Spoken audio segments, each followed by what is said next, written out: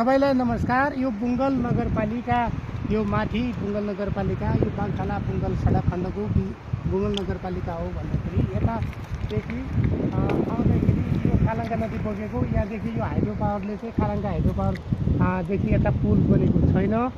यो सडक खण्ड बिउनडा हुँदै हाम्रो 5 नम्बर वडा नम्बर 5 को बिउनडा हुँदै बुङ्गल नगरपालिकाको डोडसम्म पुग्ने, डोडको 10, 11, 9, 8 वडाहरू, यो 7 वडाहरू जोड्ने सडक खण्ड पुरै यहाँ चाहिँ त्यस्तो यो पुल बेगर त्यस्तो भएको छैन भने पुरा यतातिर हाम्रो यो वडा नम्बर 5 को वडा कार्यालय जाने यो रोड हो। यो पनि यो पुल बिना त्यत्तिकै अधुरो रहेको छ र वर्षायाममा यो ठुलो नदी आएर चाहिँ समस्या भएको कारणले आसन्न प्रतिनिधि सभाको निर्वाचनमा उठ्नुभएका उम्मेदवारहरूले यसलाई चाहिँ पक्की पुल हालेर यस क्षेत्रमा एकदम पक्की पुल हालेर यसलाई चाहिँ व्यवस्थित तटबन्धनसहित व्यवस्थित गरिदिनु हुन हार्दिक अनुरोध गर्दछौँ।